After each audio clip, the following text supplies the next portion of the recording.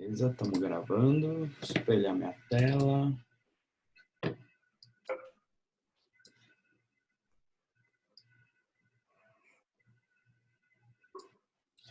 Belezinha, gente? Bom dia. Começando agora de fato, tá? Hoje nós estaremos falando sobre cenografia no audiovisual, tá bom, gente? Vai ser uma aula um pouco pesadinha, mas nada comparado com o peso que foi as últimas, que era falando sobre cores, tá? Então, vamos começar, tá bom? Cenografia, tá, gente? O que é um conceito de cenografia, um conceito geral? O que a gente pode entender por isso? Cenografia é o espaço físico ou virtual onde se passam os acontecimentos ficcionais ou não ficcionais, tá bom? O conceito de cenografia, deixa eu passar para o próximo slide aqui, ele está relacionado ao cenário, tá bom? E o que é o cenário, né? O cenário, a gente tem que compreender ele, principalmente vindo do teatro, tá? Que é aquilo que está no palco, né?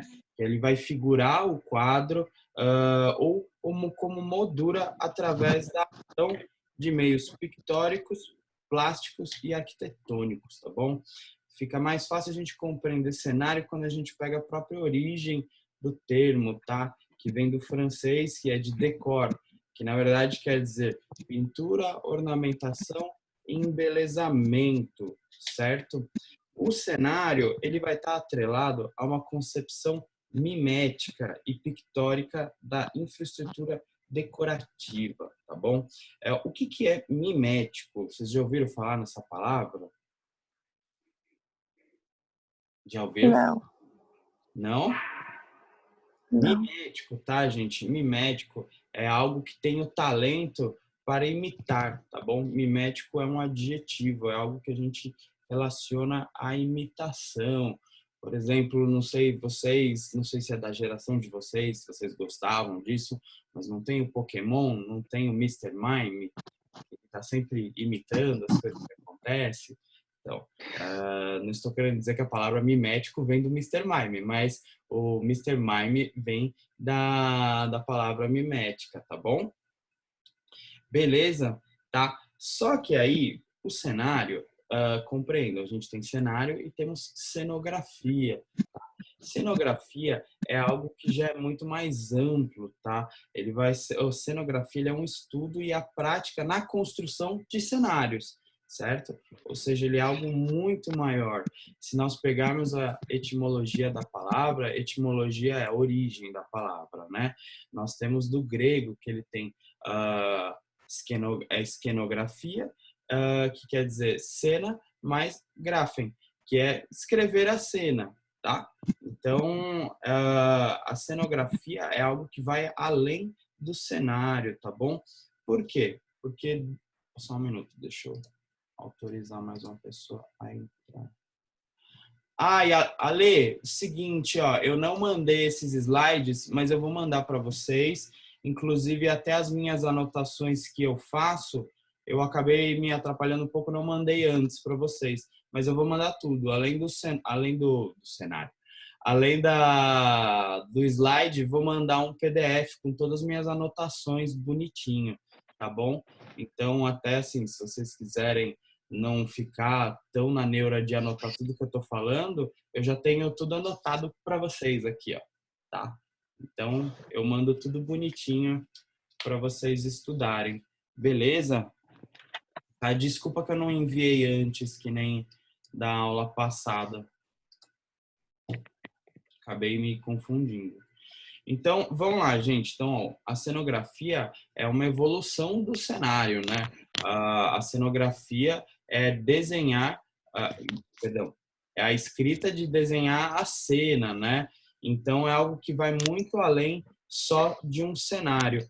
Por quê? Porque o cenário ele vai se libertar dessa função apenas mimética, né? Enquanto o cenário que estávamos falando da parte do teatro, que ele tem essa função mimética, ou seja, imitar algo, né? A cenografia ele assume um espaço de espetáculo inteiro, né? ele ocupa a totalidade no espaço, tanto pela sua tridimensionalidade, quanto pelos vazios que ele pode ter na criação do espaço cênico. Então, em resumo, o cenário ele se torna maleável, expansível e coextensível à interpretação do ator e à recepção dele, né? Eu coloquei aqui também na anotação, que eu vou mandar para vocês, uma citação de um autor chamado Millaret, que ele diz: a cenografia moderna deve ser analisada dentro do conceito de que ela não decora mais a cena, tá? Ela coloca elementos que não são apenas o corpo, a voz e o gesto do ator, mas elementos que expressam uma ideia. Lembram quando a gente estava nas primeiras aulas que a gente falava sobre a criação de um universo visual? Então, a cenografia tem um papel importantíssimo nisso, né?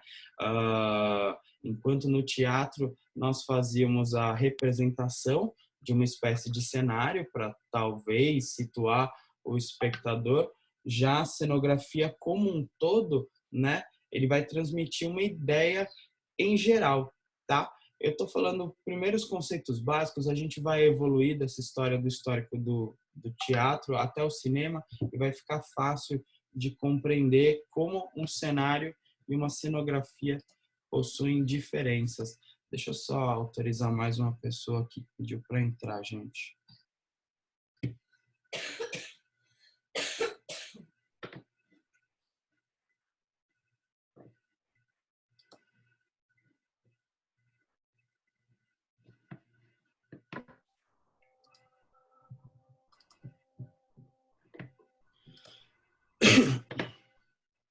Então, aí a gente vai passar um pouco, ó, percebam que eu vou passar bem rápido disso. A gente vai passar um pouco do histórico da questão do teatro, como que ele foi se moldando, principalmente a cenografia, né?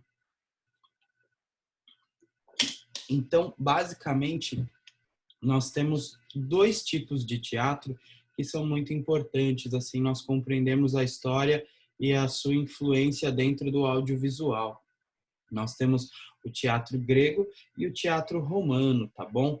O teatro grego, ele impulsionou o desenvolvimento da cenografia como um todo, né? Os edifícios teatrais eram construídos nas encostas dos morros, né? Então, pega essa imagem aqui, você percebe que o próprio terreno já facilita a construção de um teatro, principalmente a parte da plateia, né? E o seu formato básico era o de um grande anfiteatro envolvido por um grande círculo, tá? As arquibancadas elas eram de pedra e com capacidade para aproximadamente 20 mil pessoas. Então, ou seja, era uma coisa grande já, né? O teatro sempre moveu muitas pessoas e isso, consequentemente, evoluiu para o audiovisual, para o cinema, né? De também atrair grandes plateias, né? Como elementos de cenografia no teatro grego, nós utilizamos, nós, como se eu estivesse lá, eram-se utilizados painéis pintados e plataformas móveis, tá? Então, aqui nós teríamos onde a ação ocorre, né? Isso daqui é chamado de púlpito e essa parte é chamada de orquestra. Dentro da ação, né? Nós teríamos cenários que eram telas pintadas à mão, né? E plataformas móveis. Os gregos já naquela época eles tinham um sistema de polias, roldanas e cordas que permitiam efeitos de movimento de cenário. Mas percebam que era uma mimética, né? Era imitar um cenário, mesmo que o cenário se movia, né? A única coisa que eles poderiam fazer era fingir que aquele cenário era de verdade, através desses sistemas de movimentação, de troca de cenários.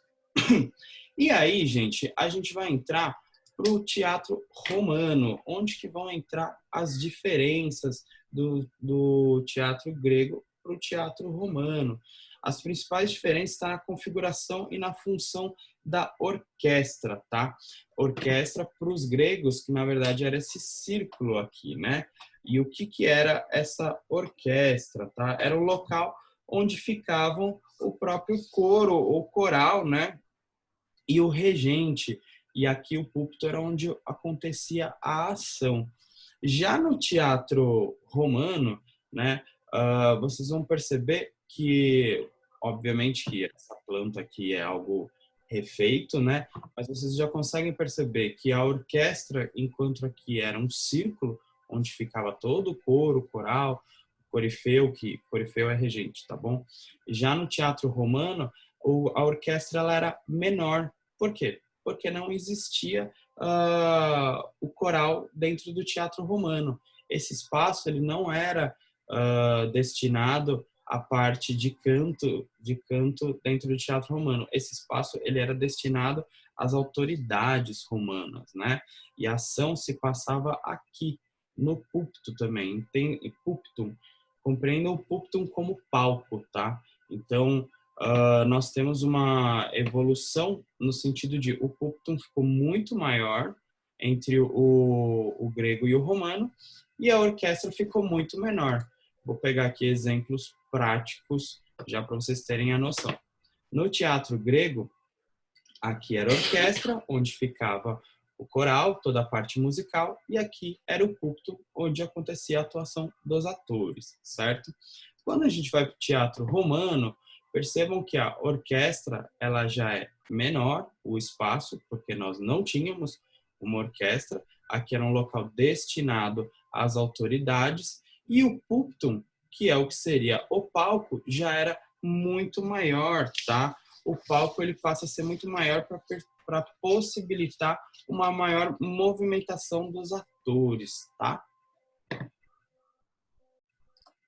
Isso tudo eu vou mandar para vocês, tá bom? Mas eu mostrando aqui, fica fácil mostrar a diferença entre um teatro romano e um teatro grego? Uhum. Sim. Beleza. Então, ó, vamos continuar falando aqui da parte da cenografia do teatro. Também vou passar rápido, que é uma questão mais histórica do que prática em si, né? Mas a cenografia no teatro, tá? O que ela vai conter, tá? Né? Ao longo da sua história, né? Passando já uns bons séculos desde do teatro grego aqui, né? O que nós vamos ter de diferente, tá bom? Nós vamos ter principalmente o resgate do maquinário grego. O que é um maquinário? Lembra que eu estava falando que o teatro grego ele tinha cenários que se moviam, tá? Que eram móveis, que eles davam através de um sistema de polias, de cordas, roldanas. Basicamente, principalmente da Idade Média para frente, nós vamos ter um resgate do maquinário grego, tá? A partir do século XV, tá? Então, ó, vou colocar aqui minha anotação.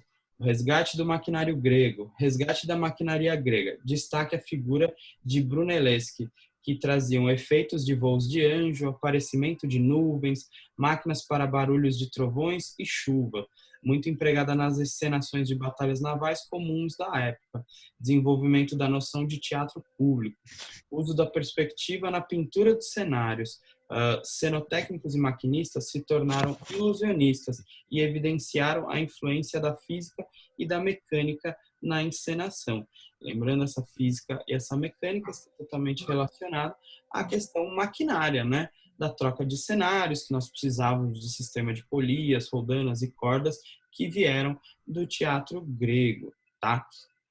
Então, percebam, perdão, como mesmo o teatro ainda tendo uma percepção mimética, né, de tentar simplesmente imitar, ele foi se evoluindo, né? Até coloquei aqui, ó, efeitos de voos de anjo, aparecimentos de nuvens, máquinas para barulhos de trovões e chuvas.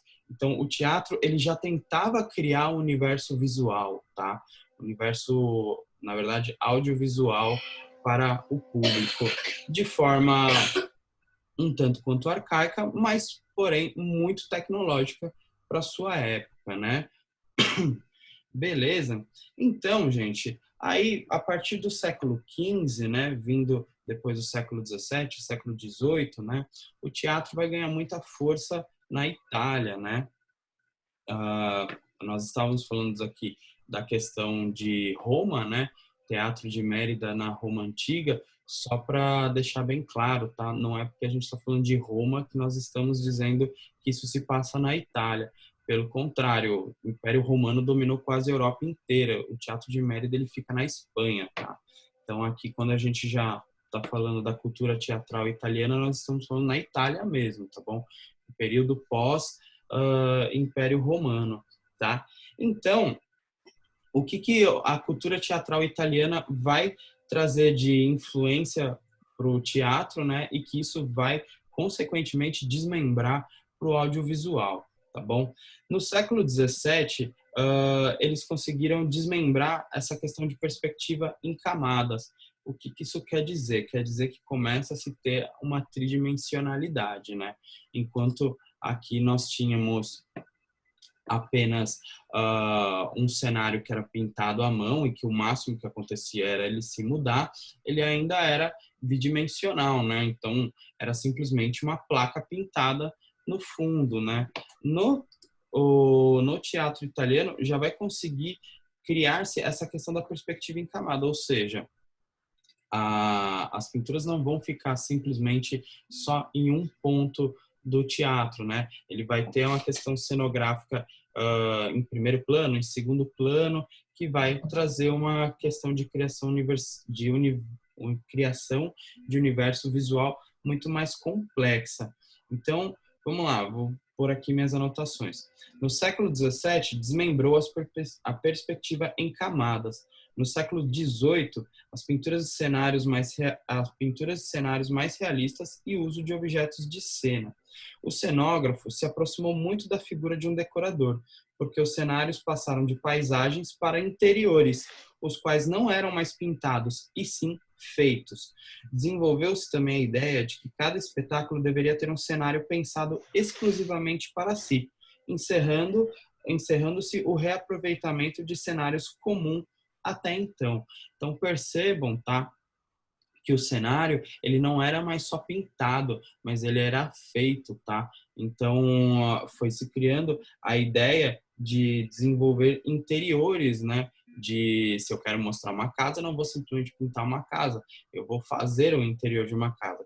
Se eu vou ter um objeto de cena, eu não vou só pintar, eu vou fazer esse objeto, tá?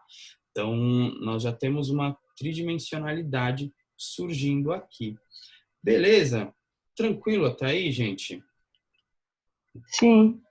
Tranquilo? Sei que essa parte é chatinha, gente. Essa parte de história, tá? Mas é muito importante compreender isso. Mas agora, vou passar algumas imagens, tá? De como eram os teatros na época italiana, tá? Percebam já como ele já está muito mais complexo, né? Lindo. Como ele era já fechado, né? Já não era mais algo a céu aberto. E aí aqui, ó, nós não temos imagens específicas, mas nós temos pinturas que demonstram como era o teatro no século XVII, tá? Percebam como as pinturas eram muito mais complexas, né? As telas. De fato, era lindo mesmo. E aí, gente, agora a gente vai entrar a questão da cenografia do cinema mesmo. A gente tem alguém que está com o microfone aberto e está vazando toda a conversa que está tendo em casa aí. Só cuidadinho aí, tá bom? Vamos lá, gente. Então, ó, entendemos o teatro, tá? O teatro, ele tinha uma questão mimética, né? De que era nós imitarmos a realidade, tá? Mas ele foi se desenvolvendo, entendendo que ele não poderia ficar só na questão bidimensional, ele tinha que vir para o lado 3D, mas ele ainda estava preso a simplesmente um espaço onde a ação ocorria, né? Qualquer um que estivesse assistindo sabia que estava se deparando com um cenário montado ali, né?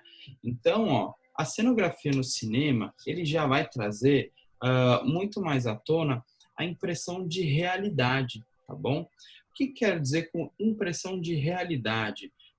O cinema, por sua vez, ele trouxe possibilidades à cenografia que o teatro não permitia, tá? Isso a gente já falou em sala de aula, mas eu vou retomar. Agora, as paisagens eram reais, tá bom? As próprias paisagens poderiam ser cenários, tá? Enquanto no teatro um cenário era montado para imitar a realidade, agora a própria realidade pode ser o nosso cenário, né? Enquanto no teatro, se eu precisasse demonstrar que a minha cena se passava num campo verdejante, eu tinha que pintar uma tela, eu tinha que, enfim, construir toda uma arquitetura pictórica para transmitir essa ideia. Já no cinema, eu poderia deslocar os meus atores, a minha equipe, para um campo verdejante. Então, a realidade se torna o cenário, tá bom? Então, ó, eu vou colocar o que eu anotei. Os cenários podem ser reais, entre parênteses, naturais, paisagens ou construções humanas, ou construídos em estúdio ou ao ar livre, com vistas a servir de ambiência para a ação, tá? E foi um ingrediente da realidade que deu ao cinema a sua primeira plateia e a novidade de se observarem coisas reais em movimento, tá? Só que também é muito importante nós compreendermos um pouco do histórico da cenografia dentro do cinema, né? Então, aqui no próprio PowerPoint, vocês podem ver aqui A Viagem à Lua, de Georges Méliès. Vocês já assistiram esse filme? Ainda não. Sim, Alguns Tenho medo. não. já. Hoje a gente vai assistir de novo um trecho, tá bom? Não vamos assistir ele inteiro. Ai, que bom. É muito legal, assim, muito legal. E por que é importante a gente passar essa parte histórica, compreender os primórdios da cenografia no cinema? Porque vocês vão perceber que nos primórdios, né, principalmente o Méliès, que foi, acho que o grande mágico do cinema no início do século, né, na criação do cinema, no início dos anos 1900, ele ainda trazia muito da ideia do teatro, tá? Muito da ideia do teatro para as telas. Só que ele fazia de uma forma incrível e mágica, né? Então, eu trouxe aqui o pensamento até de um historiador chamado Christian Metz, que ele fala um pouco da história da cenografia no cinema e aponta justamente isso. Eu vou ler para vocês, né? Para Christian Metz, o espetáculo teatral não consegue proporcionar ao espectador a impressão de realidade proporcionada pelo cinema. De Méliès, entre parênteses, com uma cenografia muito próxima do formato teatral, pela sua dinâmica principalmente. Nós vamos chegar a Edwin Porter, que é através do filme The Great Train Robbery, que é o grande assalto ao trem. Não sei se vocês já viram esse filme também. Ele é bem famoso, assim, para quem estuda audiovisual. E é bem comum os alunos nos primeiros semestres já ver, mas nós vamos ver de novo também. Então chegamos a Edwin Porter, em que surge o modelo de cinema atualmente conhecido, essencialmente pela presença da câmera fora do estúdio, tá? Sair do estúdio leva a um realismo maior do que o teatro. Espera aí que eu acho que alguém aqui... A Lê tinha caído, agora ela voltou.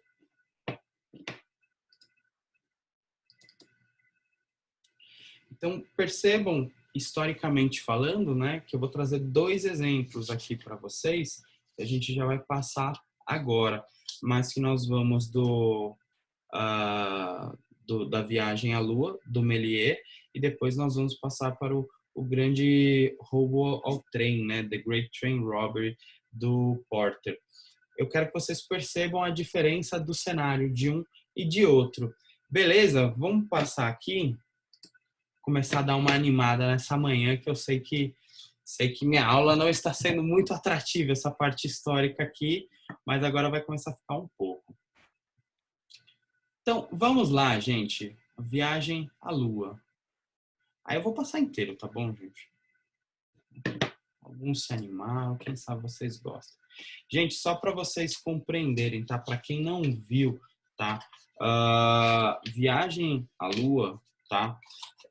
É de 1902, tá? Do Georges Méliès. Então, obviamente, e relevem algumas coisas que vocês vão estar vendo aqui. Mas percebam como em 1902 um cara conseguiu trazer a ideia de construir narrativas e a riqueza dos cenários que ele criava para transmitir uma história, principalmente falando de um cinema mudo, né? Um cinema que não tinha falas. Então, como ele conseguiu fazer isso naquela época? Então, vou passar para vocês aqui.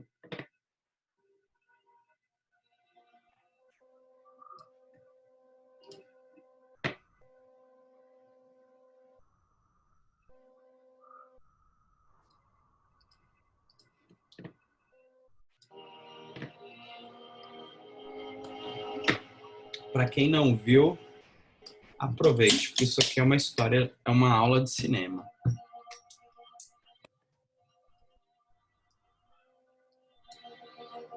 Ops. Gente, peraí. Posso fazer o seguinte?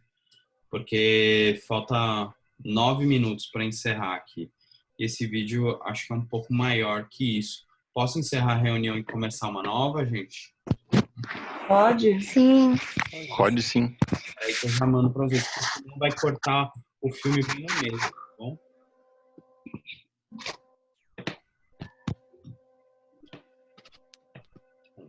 Vou encerrar e já mando o link novo, tá bom?